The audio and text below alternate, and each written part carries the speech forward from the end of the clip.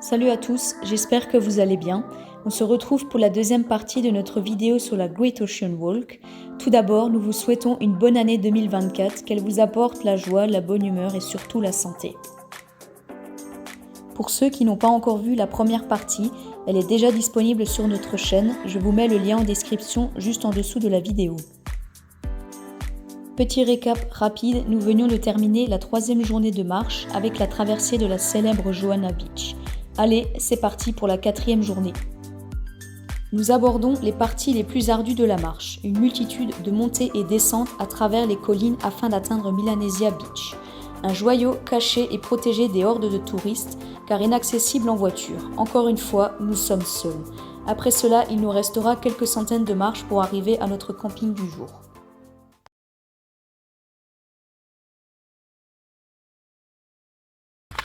Jour 4, il est 9h, on est un peu en avance aujourd'hui. Comment ça va? Ça va bien, on commence à s'habituer petit à petit aux douleurs musculaires. On en reparlera dans 15 km de nouveau. Aujourd'hui, 15 km du coup, soleil, pas trop chaud, 20 degrés normalement, 21, c'est cool. Sachant qu'on est en Australie, ça va, on s'en sort plutôt bien. Donc c'est parti.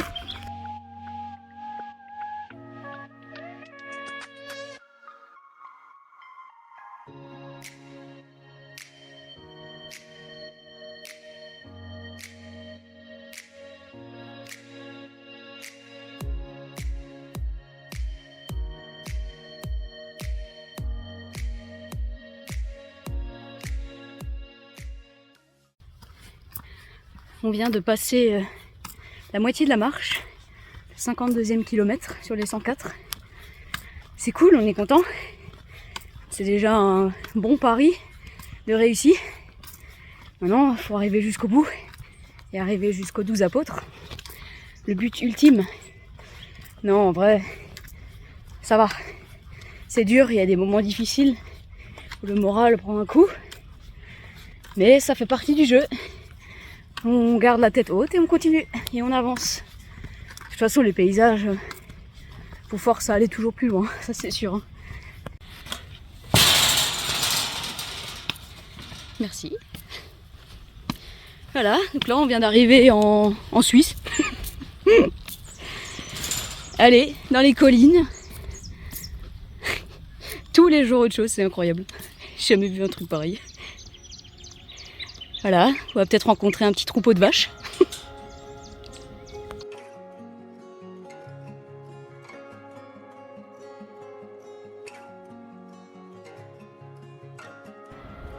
À gauche, tu as ce genre de paysage. Et à droite, tu as ça. Qu'est-ce que j'aimerais habiter ici?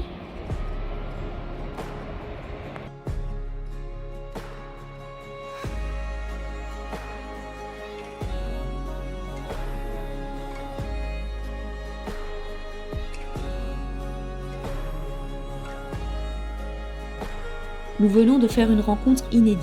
Un wallaby noir vient de traverser devant nous. Kangourou ou wallaby, ce n'est qu'une différence de taille. Le kangourou mesure 1,80 m contre 1 m pour le wallaby. Ils sont considérés comme plus dociles et moins agressifs que leurs grands frères. C'est pour nous une grande première de pouvoir observer un wallaby à fourrure noire dans la nature. Là, on fait une petite pause devant la maison d'un Australien et en fait, il met à disposition de l'eau avec une petite décoration. Voilà. Du coup, il y a de l'eau potable. Il y a même de la confiture. C'est cool, c'est gentil. C'est gentil pour nous, quoi. Cette générosité australienne, quand même, c'est incroyable. On lui a laissé un petit mot pour le remercier. Et on a pu recharger nos gourdes. C'est cool, franchement, merci. Ça fait plaisir d'avoir des gens comme ça, incroyables.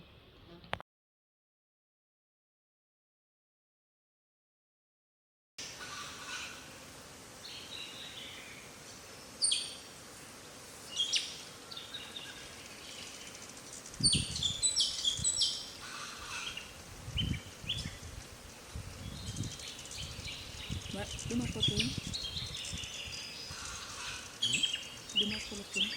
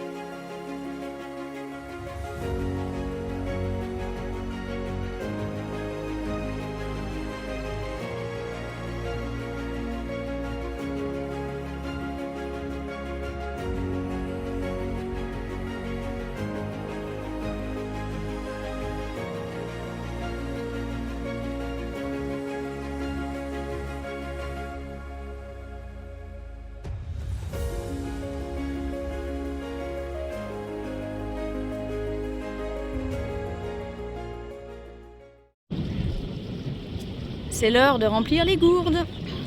C'est parti.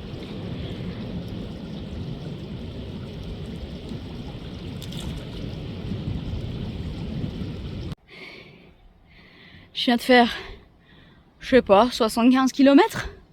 Je sais pas, ils veulent nous tuer ou quoi? Et là, on est presque au camping. Mais il faut d'abord qu'on monte tous en escalier. Ah, j'ai envie de dormir là, sur l'escalier. Ça va très bien, un escalier. Ils sont fous. Il y a un banc, quoi. Mais il reste... Oh putain, 20 marches. On a l'air ridicule peut-être comme ça, mais... C'est horrible. J'en peux plus, je veux mourir. Je veux rester là. Ça va, il y a pire un cop vu pour mourir, non? Allez, je rejoins Tristan. J'essaye. Peut-être que dans 10 minutes je suis arrivée. Peut-être pas. C'est bon. J'ai atteint le banc. Maintenant il faut continuer. Maintenant que Tristan ça fait 10 minutes qu'il est assis sur le banc, moi j'arrive et il faut que je reparte, punaise. Oh. Comme vous pouvez vous en douter, nous sommes bien arrivés au camping. Au moment de monter notre tente, nous croisons ce petit bonhomme. Pas de panique, il ne s'agit pas d'un serpent, mais d'un blouton lézard. Sa particularité, comme son nom l'indique, est sa langue bleue. Il est complètement inoffensif pour l'homme.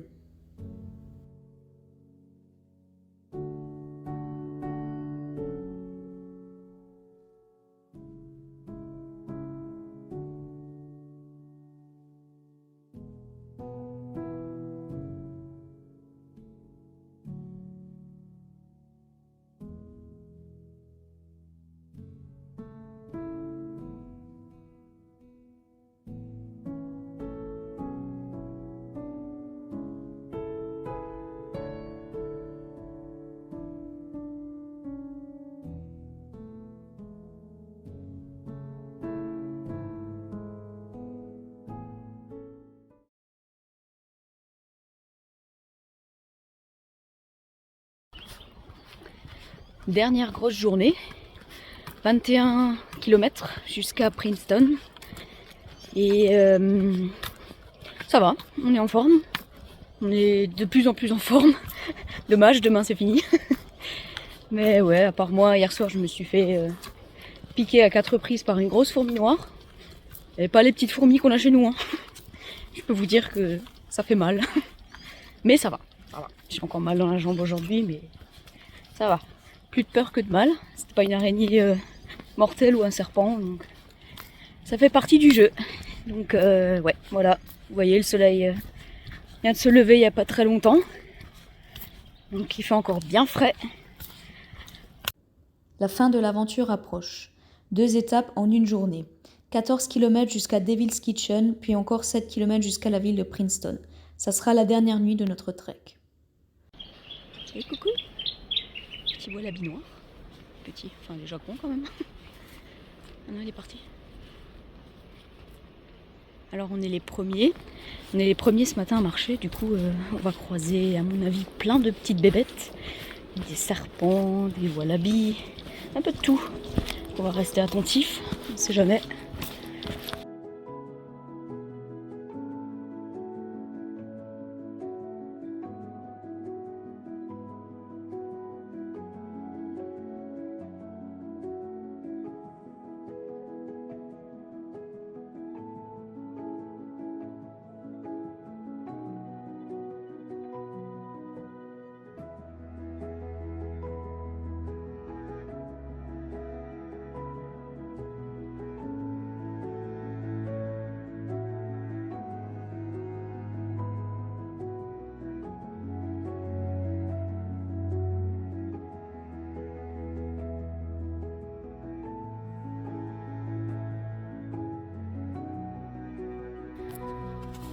Petit nettoyage de chaussures en sortant de la forêt pour éviter la propagation de la plante.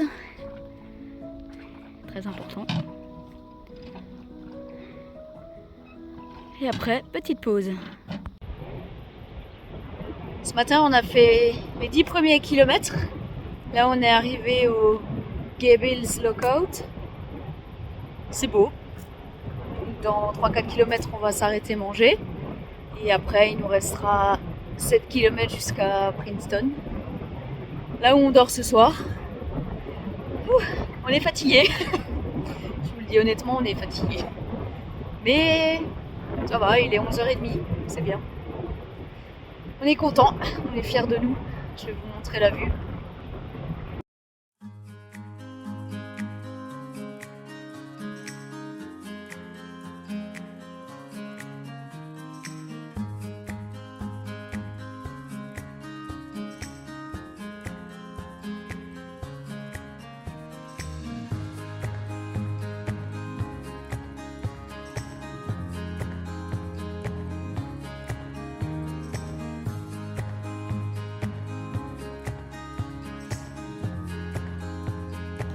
Malheureusement, je n'ai pas réussi à identifier cet oiseau. Si certaines personnes le reconnaissent, n'hésitez pas à mentionner son nom dans les commentaires. Malgré cela, je tenais tout de même à partager ces photos avec vous.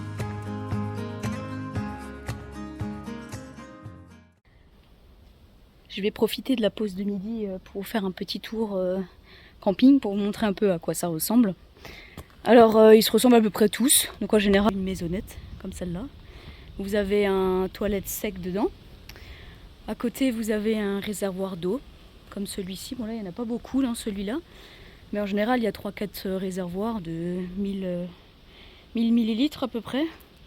Et là, du coup, vous avez des tables. Et là, vous avez l'emplacement de tentes. Voilà, différents emplacements de tentes. En général, il faut faire gaffe parce que c'est de l'eau de pluie. Du coup, il faut filtrer votre eau. Sinon, c'est la cata. Bon, là, on a de la chance parce qu'il n'arrête pas de pleuvoir. Du coup, ils sont relativement tous pleins.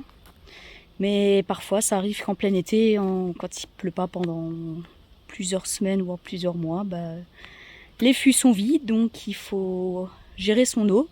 Nous, on a à peu près 4 litres 5 avec nous, 4 litres 5 litres pour 2 personnes. Vous allez me dire, c'est pas beaucoup parce qu'il fait chaud. Mais là, ça fait un mois qu'il n'arrête pas de pleuvoir. Donc les fûts sont remplis à peu près partout. Et puis en général, vous trouvez des rivières au bord de l'eau, au bord des océans et tout. Donc globalement, vous avez toujours de l'eau. Mais c'est vrai qu'il faut quand même se méfier. C'est le temps qui passe. Il faut quand même se méfier, faire attention. Parce que ouais, ça peut aller très vite. Voilà, petit tour rapide du camping. Donc dans celui-là, nous, on va juste prendre le repas de midi. Là, on a les toilettes. Voici la vue des toilettes.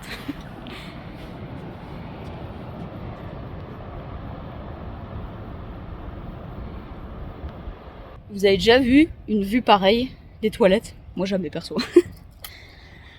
Incroyable. Ça y est, ils sont tout proches, ils sont là, regardez. 15,4 km. On y est presque, on y est presque. Let's go.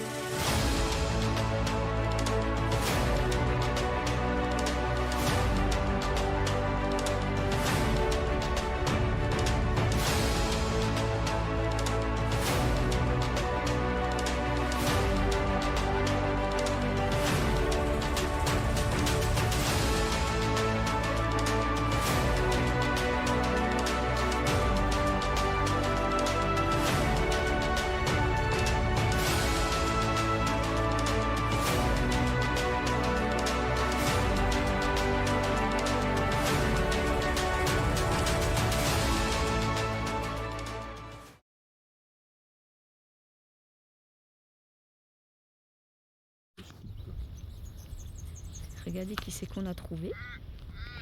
Ils sont là. Ça, c'est des vrais kangourous. Ils sont immenses. Toute une belle petite famille. Ils mangent tranquillement au camping. Peut-être qu'ils vont venir près de la tente après.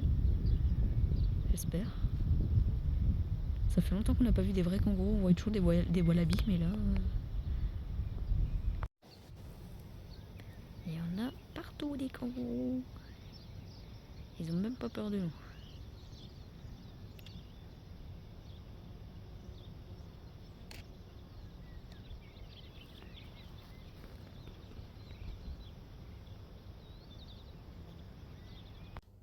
Le kangourou est un animal emblématique d'Australie.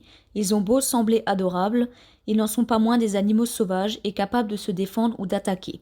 Souvenez-vous, il peut mesurer plus de 1,80 m. Petite description rapide, il peut bondir jusqu'à 9 mètres de long et 3 mètres de hauteur. Même s'il s'agit du symbole du pays, le kangourou est aussi vu comme une menace. Le gouvernement autorise l'abattage d'1 million de marsupiaux par an. Ils se reproduisent selon l'herbage disponible.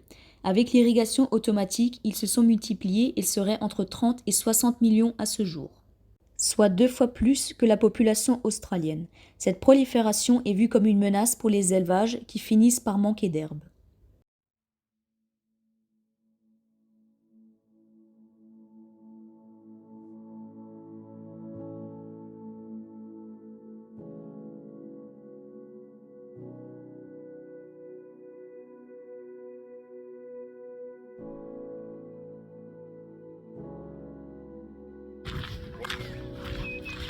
Sept derniers kilomètres à parcourir jusqu'aux 12 apôtres. On y est, la victoire est proche. Le jour J, il fait pas très beau pour l'instant, donc on va pas trop traîner parce qu'il prévoit des orages. Donc là il est 6h30. D'ici 2h on devrait y être, parce que de toute façon on a le bus à 10h. Donc voilà, c'est parti. Plus que 7 km pour terminer notre trek et arriver aux 12 apôtres. Aujourd'hui, nous nous levons avec le soleil pour arriver les premiers et ainsi éviter les heures de touristes. Oui, nous voulons profiter de ce moment parce que tout de même, nous venons de faire 100 km pour pouvoir les observer. Ainsi, nous aurons le lieu pour nous tout seuls.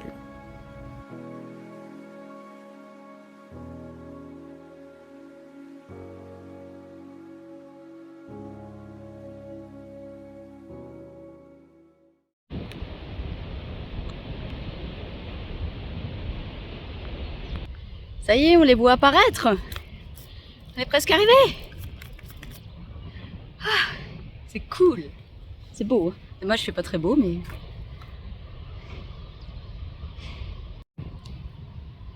Alors, je vais quand même vous expliquer ce que c'est. C'est 12 apôtres, parce que j'en ai pas encore beaucoup parlé. En fait, ce sont des piliers de calcaire qui se forment avec les années.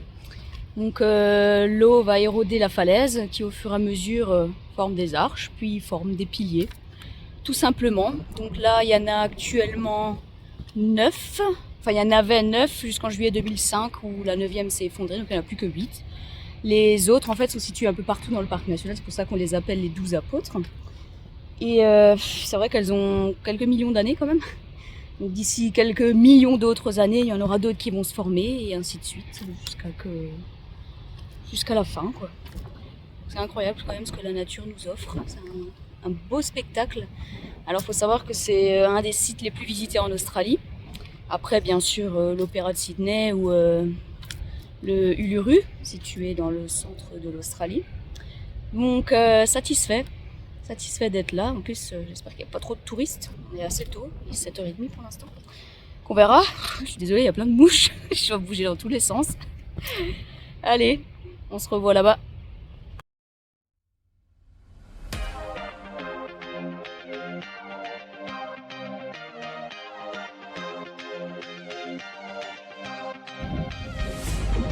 Le fléau australien. L'invasion de mouches. Je mets la tête à Tristan.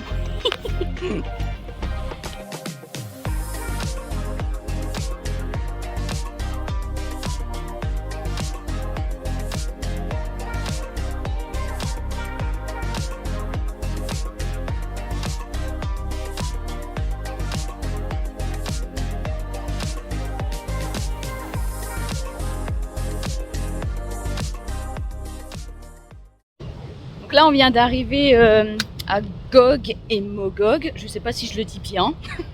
Mais désolé, hein, je fais de mon mieux.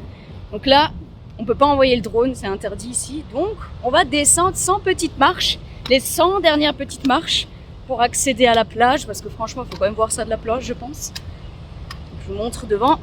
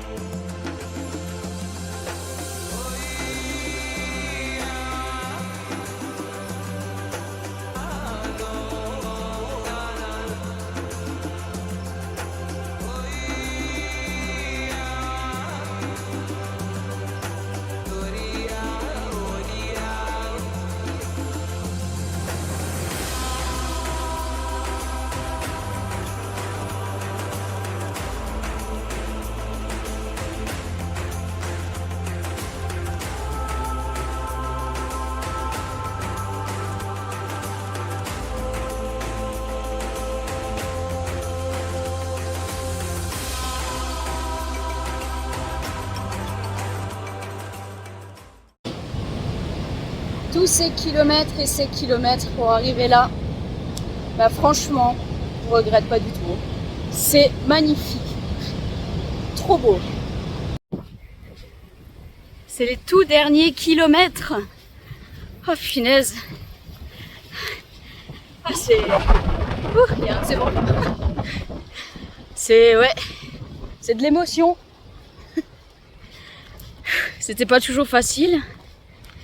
Ouais, mais on l'a fait, on a réussi. Ouais, c'est fini quoi. Enfin non, on a encore les 12 apôtres à voir du coup, mais il reste quoi, 100 mètres, 200 mètres.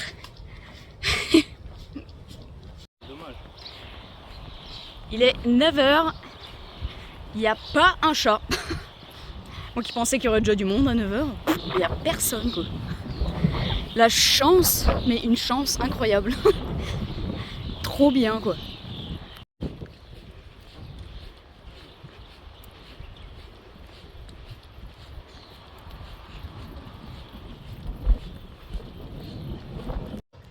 On vient d'arriver devant.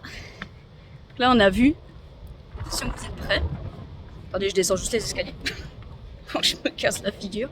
Ce serait bête de tomber juste là. Attention.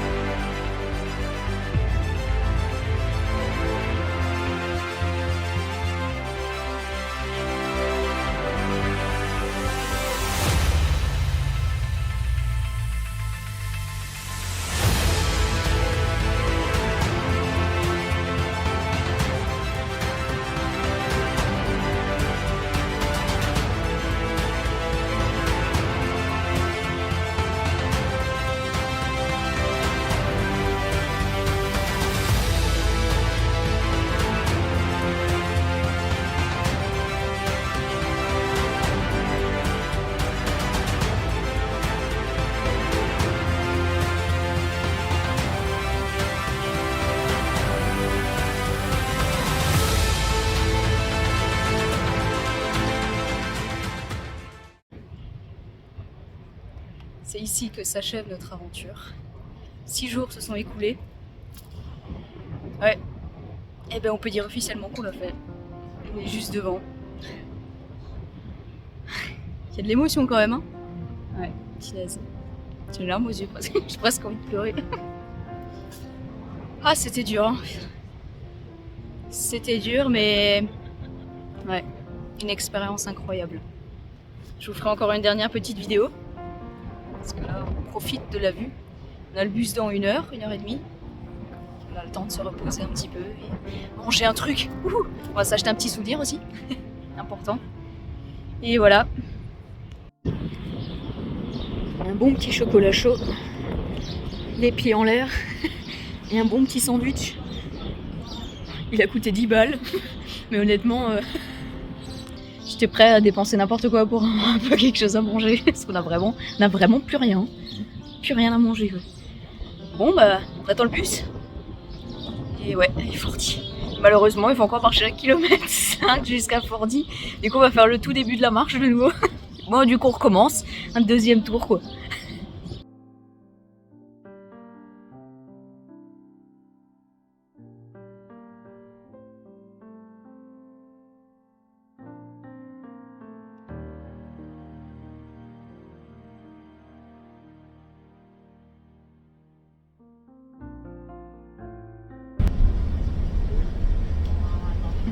Il était là il y a 3 jours. Comme on a fait ça en 1 heure en bus. Ah ouais, incroyable, même du bus, la vue elle est belle. De retour à Apollo Bay. Ça y est. Ah, attendez. Ah bah voilà, on a trouvé le début de la marche. Parce que du coup on n'était pas parti du début. Alors je vous montre le début. Ah, le début, bon c'est rien de fou. Hein.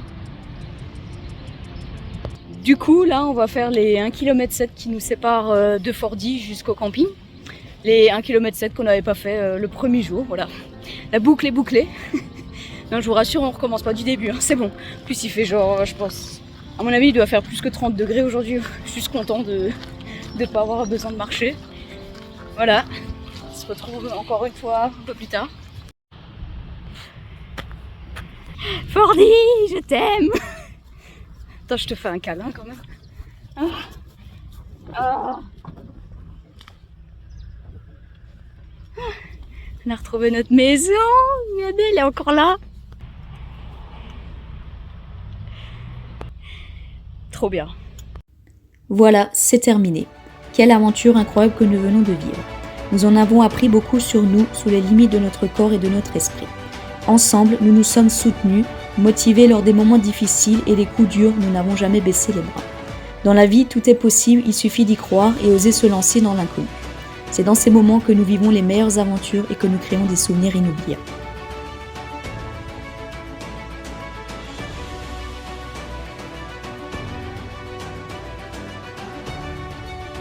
Cette marche n'est que le début, d'autres vont suivre. Nous avons déjà un autre grand projet en tête pour 2024. Alors très important, abonnez-vous à notre chaîne pour ne rien rater. N'hésitez pas à liker la vidéo, à la partager, en parler autour de vous si celle-ci vous a plu. Merci d'être resté jusqu'à la fin et nous vous souhaitons encore une fois une excellente année 2024. À bientôt, on se retrouve très vite sur la chaîne des 2 Alsaciens en vadrouille. Salut Bissamba.